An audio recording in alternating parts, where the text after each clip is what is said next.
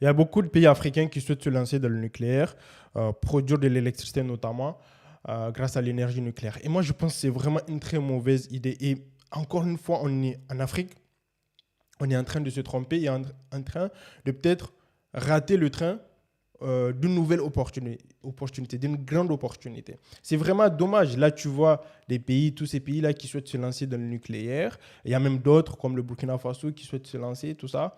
Il y a le Niger, il y a le Nigeria, enfin bref, il y a beaucoup de pays. Certains en ont déjà un peu, d'autres, ils souhaitent se lancer à l'avenir. Et je trouve que c'est vraiment une très mauvaise idée. Ce n'est pas la bonne stratégie à mettre en place. Et certes, oui, le nucléaire, si tu prends historiquement, si tu prends le prix au mégawatt, là, j'ai le prix, j'ai un graphe qui montre le prix en euros au mégawatt. Oui, le nucléaire, historiquement, c'est le moins cher. Et même si tu pars sur une nouvelle centrale nucléaire, tu vas être très, très moins cher. Bien sûr, si tu veux utiliser une énergie renouvelable et qui est respectueuse de l'environnement. Donc, on peut voir que le nucléaire, tu peux dire surtout pour les pays africains, on veut de l'énergie moins chère.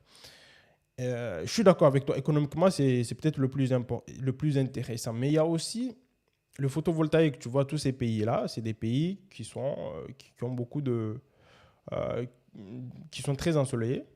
Donc, l'énergie photovoltaïque, c'est pas si mauvais que ça. Tu vois, c'est à 71,1 euros par mégawatt. Tu vois, c'est pas si loin que ça. Et pourquoi je pense que c'est une mauvaise idée? Il faut que tu comprennes quelque chose. Il faut que déjà que tu comprennes quelque chose, afin que tu comprennes ce que je veux dire. Comment on fait le nucléaire? Comment on fait le nucléaire? Donc, le nucléaire, c'est très simple. Il y a un réacteur. En gros, ici, ce qui se passe, c'est on prend un certain type d'atomes d'hydrogène. C'est pas tout. Si tu prends l'hydrogène, tu l'extrais, c'est pas avec ça. C'est avec une toute petite partie que tu peux faire de l'énergie nucléaire, n'est-ce pas? Donc, cette toute petite partie, elle a un atome. Et ton but, c'est de lancer des neutrons qui vont venir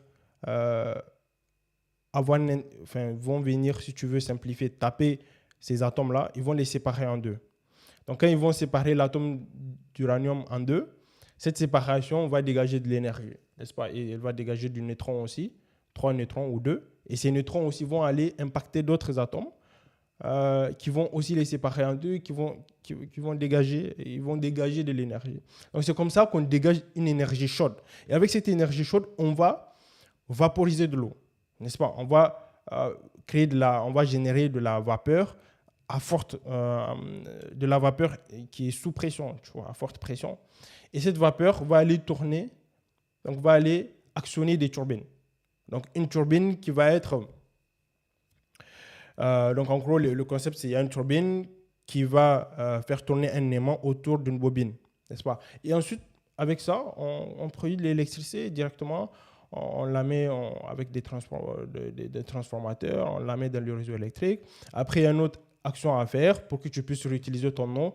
Tu vas condenser l'eau, donc elle revient à l'état liquide. Donc ici, elle était en vapeur quand elle montait en haut, elle va venir en bas, tu vas la condenser. L'état liquide, et ça revient et le cycle reprend avec ta chaleur que tu as créée avec ta centrale nucléaire. Tu crées de la chaleur qui va vaporiser l'eau à forte pression, tu vois, on retourne.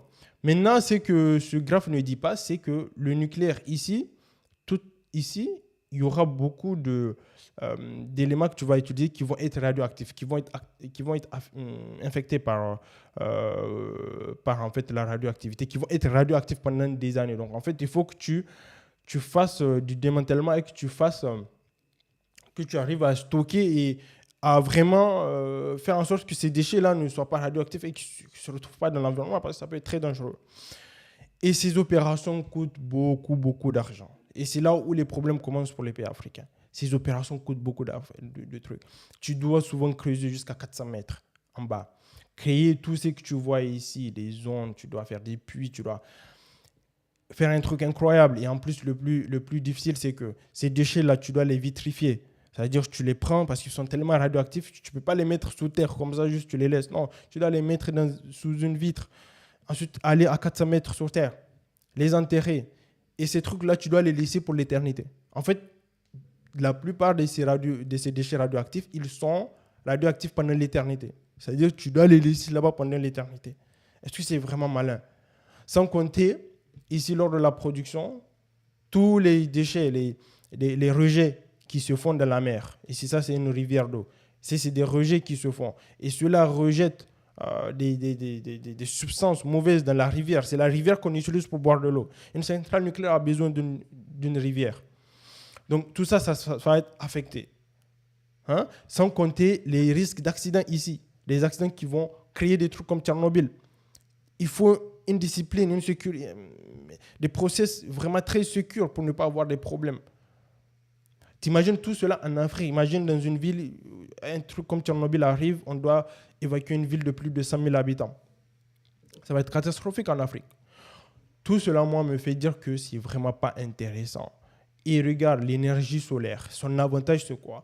Ici, tu as du silicium. Tu as du silicium, le soleil tape, il excite ses électrons. Ces électrons vont commencer à bouger et tu les mets dans un circuit ici. Tu utilises des ondulateurs transforment de courant.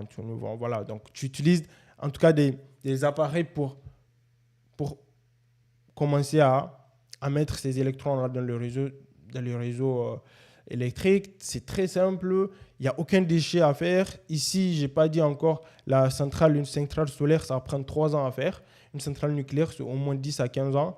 Quand il n'y a pas de problème, il y a des centrales nucléaires en France, ça fait plus de 20 ans qu'elles sont en construction, elles n'ont pas fini, elles sont toujours en construction, il y a des problèmes, on n'arrive pas à les finir. Et le coût de but, il est plus difficile. Maintenant, l'avantage pour des pays africains comme les pays de l'Afrique subsaharienne, le soleil ici, l'avantage, c'est que oui, tu peux me dire la nuit, on fait comment? L'avantage, c'est qu'avec le solaire, nous déjà, tu ne peux pas consommer toute l'énergie solaire. Tu ne peux pas.